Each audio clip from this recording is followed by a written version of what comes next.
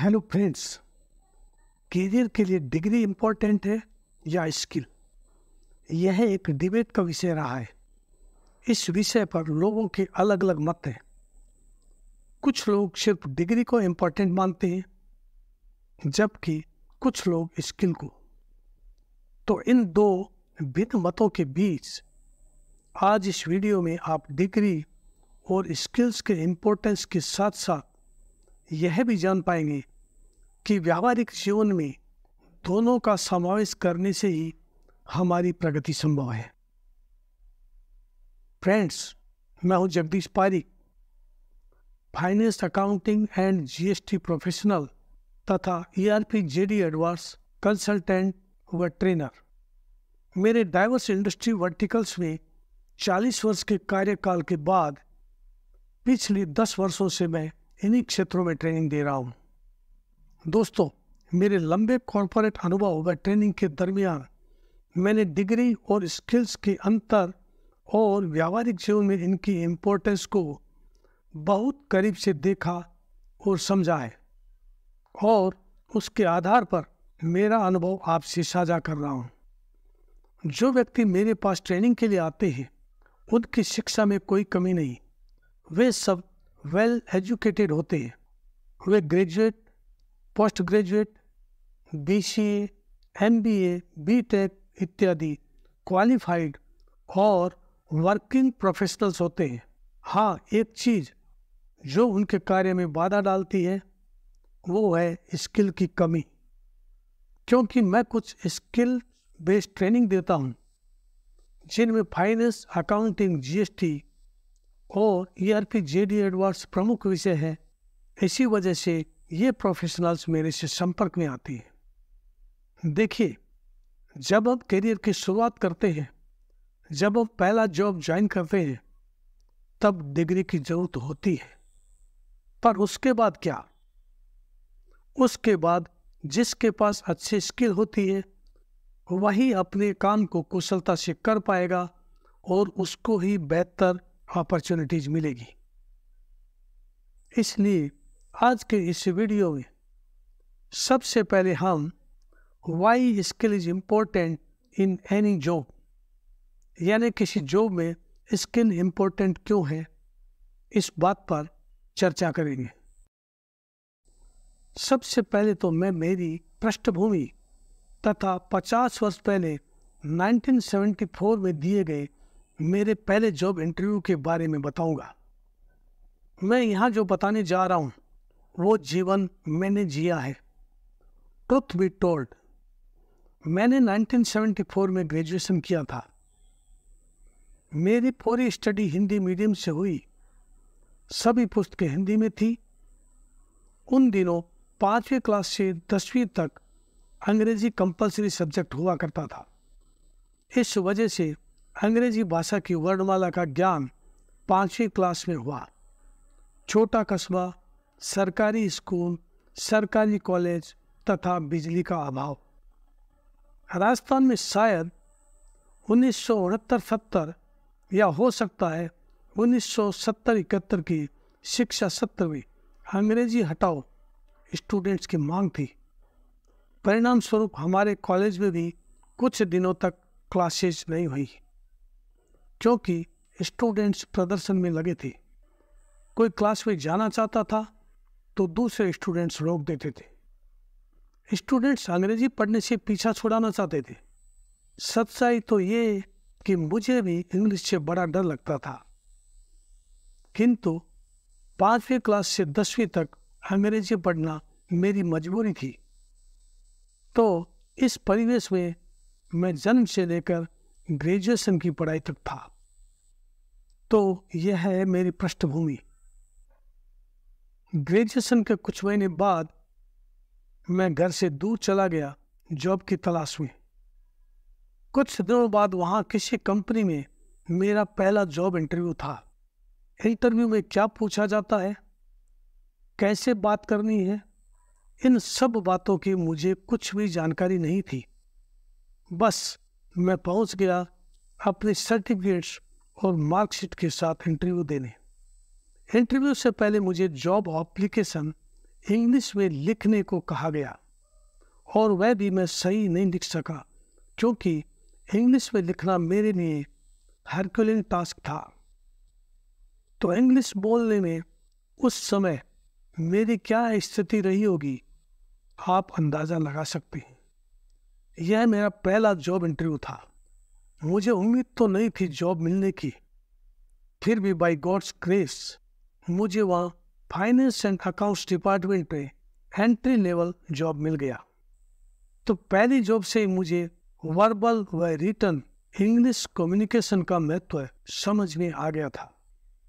परिणाम स्वरूप आगे चलकर मैंने न केवल मेरी written and verbal English communication की कमी को दूर किया, बल्कि समय के साथ सेल्फ स्टडी द्वारा नई नई स्किल्स सीखी, जिसका फायदा आज भी मुझे मिल रहा है। ये सब कैसे किया, इस पर अलग वीडियो में बताऊंगा। मेरे पहले जॉब इंटरव्यू के बारे में आपको बताने का उद्देश्य ये है कि मेरे पास डिग्री तो थी, लेकिन एक महत्वपूर्ण चीज की कमी भी थी, और वह कमी थी written and verbal communication skill की। इसलिए आप जो भी स्किल चाहते हैं उसे सीखें ताकि आपका रास्ता सुगम हो जाए। जैसा आप जानते हैं, हमारे देश में बहुत बड़ी तादाद में यूथ पावर है, जिसमें स्टूडेंट्स और एजुकेटेड यूथ शामिल है। तो हम उम्मीद करते हैं भारत की तेज प्रगति और उन्नति के पीछे इंडिया का डेमोग्राफिक डिविडेंड होगा।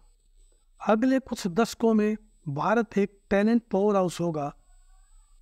साथ साथ ग्लोबल वर्कफोर्स में भारत का बहुत बड़ा योगदान होगा। भारतीय यूथ भारत को आगे लेकर जाएंगे, लेकिन इसके लिए जरूरी है भारत में एक स्किल रिवॉल्यूशन की। अब एक CII रिपोर्ट के अनुसार यदि भारत के डेमोग्राफिक डिविडेंड को उत्पादक रूप से नियोजित किया जाता है तो भारत में विकास की संभावनाएं बहुत बढ़ जाएगी और 2030 तक GDP वर्तमान से 3 गुना बढ़ जाएगी। अभी इंडिया स्किल्स रिपोर्ट 2023 पब्लिश हुई। इंडिया स्किल्स रिपोर्ट 2023 में हमने देखा कि इंडिया में 2017 में एम्प्लॉयबिलिटी 40.44% थी, जो बढ़कर 2023 में 50.3% हुई। इतने बड़े स्केल पर स्किलिंग हो रही है। इसके पीछे कारण है नेशनल स्किल डेवलपमेंट मिशन तथा प्रधानमंत्री कौशल विकास योजना। वर्ल्ड इकोनॉमिक फोरम की रिपोर्ट के आधार पर, जिसका उल्लेख इंडिया स्किल रिपोर्ट 2023 के पेज 27 पर है, भारत में हर वर्ष 13 मिलियन लोग वर्कफोर्स में जुड़ते हैं, जिनमें से हर 4 में एक मैनेजमेंट प्रोफेशनल, हर 5 में एक इंजीनियर और हर 10 में एक ग्रेजुएट एम्प्लॉयबल है। इसका तात्पर्य यह है कि वर्कफोर्स वेल एजुकेटेड तो है, परंतु स्किल का अभाव है। इसी वजह से भारत में अब भी 50% पढ़े लिखे युवा अनस्किल्ड हैं। मेरा आपसे आग्रह है, आप भी इंडिया स्किल रिपोर्ट 2023 का अध्ययन करें। इस 111 पेज की रिपोर्ट में महत्वपूर्ण जानकारियों का समावेश है। हमने देखा है कि स्टूडेंट्स के पास सक्सेस के लिए 3 डायमेंशन होते हैं। पहला नॉलेज, दूसरा स्किल्स और तीसरा एटीट्यूड। हम स्कूल जाते हैं, कॉलेज जाते हैं, हायर एजुकेशन के लिए जाते हैं। इन सब से हमें नॉलेज तो मिल जाती है, पर कमी रह जाती है स्किल्स की। तो हम सब के लिए ज़रूरी है कि हम जितना ध्यान नॉलेज लेने में लगाते हैं, जितना टाइम हम एग्ज़ाम के प्रिपरेशन में लगाते हैं, उतना ही प्रयास अपने आप को स्किल करने में लगाएं। दोस्तों, हमें यह नहीं भूलना चाहिए कि हमारा गोल क्या है। हम जब पढ़ाई करते हैं तो हमारा लक्ष्य होता है कुछ काम करना, किसी चीज़ की कैपेबिलिटी बनाना और उस काम से अपने लिए, अपने परिवार के लिए अर्निंग करना। इसलिए हमें नॉलेज गैदर करते हुए उतना ही इम्पोर्टेंस स्किल्स को देना है। हर जॉब को करने के लिए 3 बातें जरूरी है: नॉलेज, स्किल्स और एटीट्यूड। नॉलेज का मतलब होता है हमें क्या पता है, हमारा नो हाउ क्या है।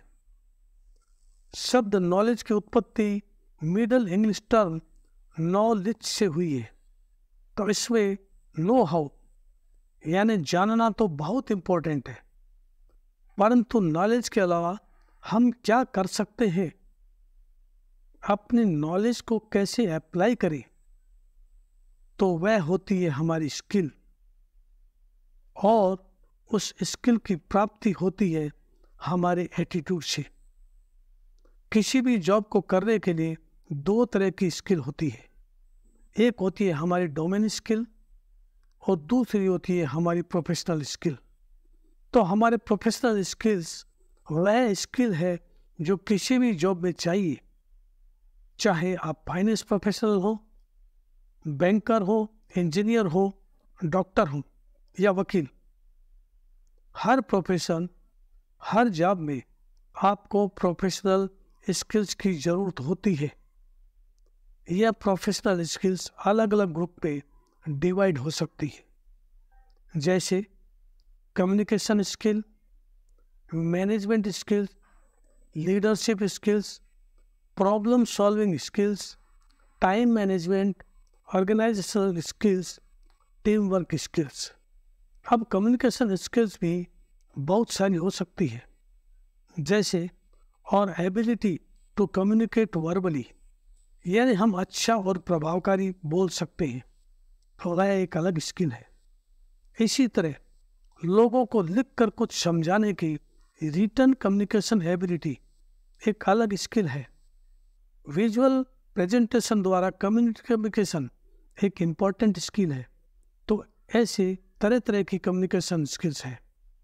अब लीडरशिप ले लीजिए, इसके अंदर भी अलग अलग सब स्किल हैं, जैसे decision making, problem solving, delegation, conflict resolution, motivation आदि।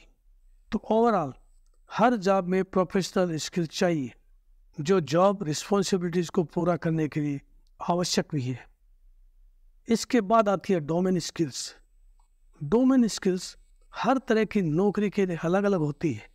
यदि आप नर्स हैं तो आपको अलग प्रकार के स्किल सेट की ज़रूरत होती है। आपको अच्छी तरह से इंजेक्शन लगाना आना चाहिए।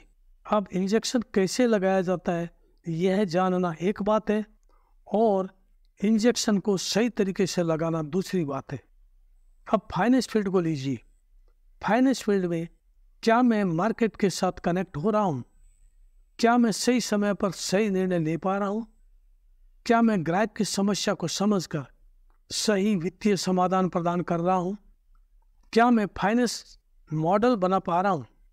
ये सभी अलग अलग वित्तीय क्षेत्रों में स्पेसिफिक स्किल है। इसलिए मेरी सभी छात्रों से अपील है कि जो भी पढ़ाई आप कर रहे हो उसके साथ साथ अपने जॉब का लक्ष्य और पहचान तय करें और उससे संबंधित स्किल्स पर प्राथमिकता दें। निर्धारित करें कि कौन कौन से 10-12 स्किल्स आपको चाहिए, और उसके बाद अपनी पढ़ाई के साथ साथ इन स्किल्स की तैयारी करते रहो, इन स्किल्स की प्रैक्टिस करते रहो। आपको प्रैक्टिस करनी है। स्किल डेवलपमेंट बहुत आसान चीज़ है। इसके लिए आपको एटीट्यूड और मोटिवेशन चाहिए, और अगर वह आप में नहीं है तो मुझे संपर्क करें। वह सारी स्किल डेवलप करने के लिए मैं आपको मदद करूंगा। अब अगला पॉइंट है, स्किल एजुकेशन किस तरह बेटर अर्निंग में मददगार होगा। How a skill education helps in better earning. मैं यह कहता रहता हूँ, better English better job. English बोल पाना एक स्किल है। यह भाषा जानकर आप संसार में कहीं भी काम कर सकते हो, और अगर आप बहुत ज़्यादा अच्छी इंग्लिश बोलते हैं तो आप कोई भी काम करते हो उसमें बहुत अच्छी आय की संभावना होती है। अगर आप डॉक्टर हो, बहुत अच्छे इंग्लिश बोलते हो, तो आपको बड़े बड़े अस्पताल में जॉब मिलेगी। और अगर आप अच्छे इंग्लिश नहीं बोलते हो तो आपके पास जॉब अपॉर्चुनिटीज कम हो जाएंगी। और वहीं अगर आप एक ड्राइवर भी हो और इंग्लिश अच्छे बोलते हो तो आपको बहुत सारे होटल में इंटरनेशनल टूरिस्ट को घुमाने के लिए ड्राइविंग की जॉब मिल जाएगी। यह इंग्लिश एक बहुत छोटा एग्जाम्पल है स्किल का। भाषा की जानकारी, विशेषकर बोलना, कितना फायदेमंद हो सकता है, इसका अंदाजा लगाने के लिए आप वंडर गर्ल जानवी पवार के बारे में जानें, जो हरियाणा के एक छोटे से ग्रामीण पृष्ठभूमि से ताल्लुक रखती है। स्किल बहुत सारे तरह की है। हमारे पास प्रोफेशनल स्किल है, डोमेन स्किल्स है। हम ओवरऑल किसी भी स्किल सेट में कितने अच्छे हैं उस पर डिपेंड करेगा हमें कितना बढ़िया जॉब और कितनी अच्छी इनकम जनरेट होगी। यदि आप वित्तीय क्षेत्र में हैं और आपने फाइनेंशियल मॉडलिंग सीखी है तो आपको नौकरी मिल जाएगी। लेकिन अगर आप फाइनेंशियल मॉडलिंग बनाने में इतने दक्ष हैं कि आप बाहर के ऊर्जा उत्पादन, ऊर्जा संवर्धन के लिए एक पूर्वानुमान मॉडल बना सकते हो तो आपको बहुत बड़ा जॉब आसानी से मिल जाएगा। यदि आप किसी कंपनी की बैलेंस शीट और इनकम स्टेटमेंट की मॉडलिंग कर सकते हैं तो आपको मध्य स्तर की नौकरी मिलेगी। अंततः सबको वह चीज़ पता होती है, लेकिन उस चीज़ को जानकर कौन कैसा काम कर सकता है इस पर निर्भर करता है आपका कैरियर। तो यदि आप कलाकार हैं और आपके पेंटिंग कौशल को बेहतर बना सकते हैं तो आप M.F. हुसैन जैसे जाने माने कलाकार बन सकते हैं, जबकि एक अन्य कलाकार दीवार पेंट करता है। कहने का तात्पर्य यह है कि आपके कौशल की निपुणता पर आपकी अर्निंग निर्भर करती है। नेशनल स्किल डेवलपमेंट मिशन के तहत बहुत सारे विश्व कौशल सम्मेलन हो रहे हैं, विश्व कौशल प्रतियोगिताएं हो रही है। इसमें IT, डेटा एंट्री जैसे बेसिक स्किल्स में प्रतियोगिता होती है और जो उन स्किल्स का डेमोन्स्ट्रेशन सबसे अच्छे तरीके से करता है उसके लिए अधिक बेहतर नौकरी के अवसर खुल जाते हैं। इसलिए मेरी आप सभी से यही अपील है कि जो भी काम आप कर रहे हैं, जो भी पैसे में है, जो भी आप पढ़ रहे हैं, उसमें अपने स्किल्स को पहचानें और उन स्किल्स में बहुत अच्छी क्षमताएं विकसित करें। अपने सभी स्किल्स में इतने निपुण हो जाएं कि हर कोई आपको उन स्किल्स के लिए हायर करना चाहेगा। यदि आपने हिंदी फिल्म 3 इडियट्स देखी है तो आपको आमिर खान का एक डायलॉग याद होगा। वह डायलॉग है, काबिल बनो, कामयाबी झक मार के तुम्हारे पीछे आएगी। तो वही बात मैं आपसे कहना चाहता हूँ, काबिल बनो। तात्पर्य यह है कि अपने स्किल्स को सुधारो, नए स्किल्स सीखो, आप निश्चित रूप से अपने क्षेत्र में कामयाब हो जाओगे।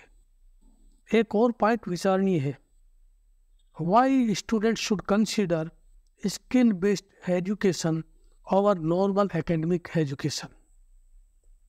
जब हम 12th कर लेते हैं या ग्रेजुएशन कर लेते हैं तो हमारे सामने एक सवाल आता है कि फर्दर स्टडी के लिए क्या करें। तो यहाँ मैं आप सबको एक सुझाव देना चाहूँगा। जब भी आप आगे की पढ़ाई का चुनाव करने जा रहे हो, आपके सामने 2 विकल्प होंगे। पहला, आप कोई एकेडमिक एजुकेशन कर लो, जैसे बैचलर्स डिग्री कोर्सेज या मास्टर्स डिग्री कोर्सेज, और दूसरा चॉइस है आप कोई स्किल बेस्ड एजुकेशन कर लो। जब हमारी पढ़ाई खत्म हो जाती है उसके बाद फिर हमारे पास सवाल आता है, और वह सवाल है जॉब के साथ फर्दर क्या एजुकेशन ले। तो दोबारा फिर हमारे पास 2 ही विकल्प हैं। या तो हम कोई एकेडमिक एजुकेशन कर लें या स्किल बेस्ड एजुकेशन कर लें। मेरा तो बस एक ही सुझाव होगा कि अगर हमें अपना जॉब क्लियर है, अगर हमें अपना प्रोफेशनल टारगेट क्लियर है, तो जितना संभव हो हमें स्किल बेस्ड एजुकेशन पर ज़्यादा टाइम लगाना चाहिए। अब अगर आप बीसीए करना चाहते हैं और साथ ही कोडिंग भी सीखना चाहते हैं, तो अल्टीमेटली आपको जो जॉब मिलेगी वह आपकी कोडिंग स्किल्स के आधार पर मिलेगी, ना कि बीसीए की डिग्री के आधार पर। मैं यह नहीं कहता कि बीसीए करना ठीक नहीं, किंतु अगर आपके पास चॉइस है कि दोनों में से कोई एक कर सकते हो, तो आपकी पहली प्राथमिकता होनी चाहिए स्किल बेस्ड एजुकेशन। क्योंकि आपकी डिग्री, डिप्लोमा, सर्टिफिकेट से कोई खास फर्क नहीं पड़ेगा। फर्क इस बात से पड़ेगा कि वह काम आप कर सकते हो, आप उस काम को करने के लिए योग्य हो। जो काम करने में सक्षम और योग्य है, उसके लिए भारत में या दुनिया में कहीं भी काम की कोई कमी नहीं है। लेकिन अगर आपके पास सिर्फ एक डिग्री है और कोई काम करने की योग्यता नहीं, तो आप विचार करें आपके बारे में। तो यह सब कहने का तात्पर्य इतना ही है कि जब भी हमें एकेडमिक या स्किल बेस्ड एजुकेशन में से किसी एक को चुनना हो, तो हमारा चॉइस होना चाहिए स्किल बेस्ड एजुकेशन। अब एक और बिंदु विचारणीय है, प्रोफेशनल स्किल्स कैसे हासिल करें, how to acquire professional skills. तो प्रोफेशनल स्किल्स हासिल करना आसान है, बस शुरू कर दें अपनी प्रोफेशनल स्किल्स पर काम करना। सबसे इम्पोर्टेंट प्रोफेशनल स्किल ग्रुप होते हैं मैनेजमेंट कम्युनिकेशन और इंटरपर्सनल वर्क। जब हम बात करते हैं कम्युनिकेशन की, इसके ब्रॉड लेवल पर होता है वर्बल कम्युनिकेशन, रिटन कम्युनिकेशन और विजुअल कम्युनिकेशन। तो मैं कहूँगा कि रोज प्रैक्टिस करें, रोज कुछ लिखने की कोशिश करो। अगर आपको ब्लॉग लिखना पसंद है, तो डेली कुछ ब्लॉग आपके पसंद के विषय पर लिखो। वो सब्जेक्ट चुनो जिस पर आपकी मजबूत पकड़ है। अगर आपको प्रेजेंटेशन पसंद है, तो यूट्यूब वीडियो बनाओ जिसमें आप आपके सब्जेक्ट पर कुछ बोलकर एक्सप्लेन करो। अपने फ्रेंड्स के सामने जाकर प्रेजेंटेशन दो।